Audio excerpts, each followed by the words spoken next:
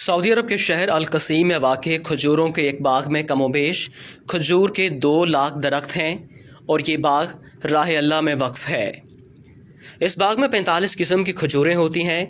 यहाँ की सालाना पैदावार 10,000 टन खजूर है। ये बाग रुए ज़मीन में पाया जाने वाला सबसे बड़ा वक्फ है।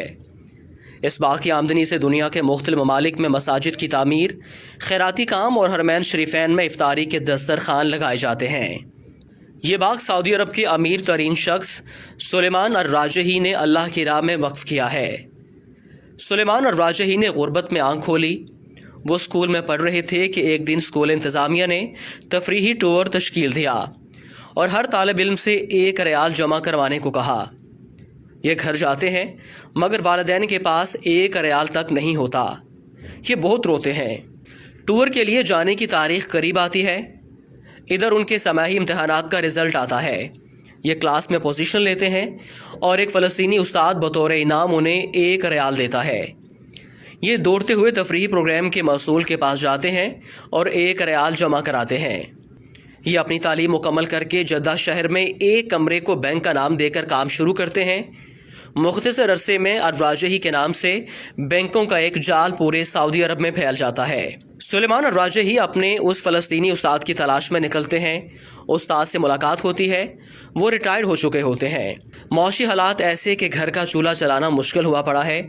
राजही अपने फ़लस्तीनी उस्ताद को गाड़ी में बिठाते हैं और उनसे कहते हैं कि मेरे ऊपर आपका कर्ज है।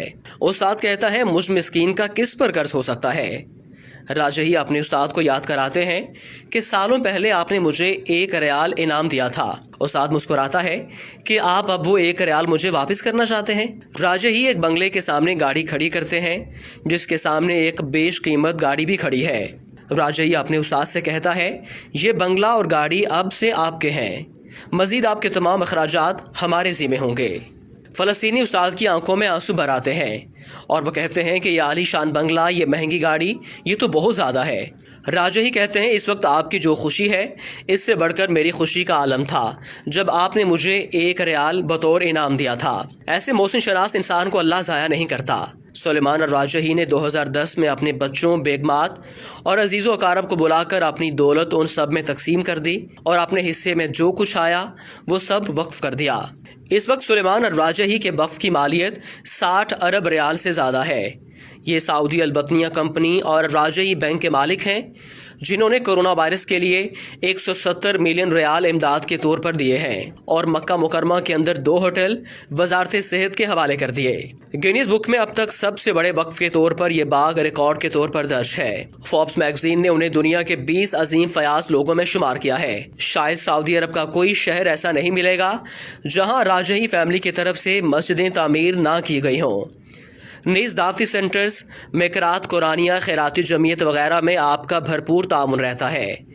और इससे बड़ी बात यह है कि ये अपने मुलाजमीन को माह ख़त्म होने से पहले उनकी उजरत दे देते हैं, जबकि मुलाजमीन की तादाद 1.5 लाख से ज़्यादा है। इस अजीम हस्ती का इंतकाल हो गया। इन्ना लिल्लाहि व इन्ना इलैहि राजिऊन।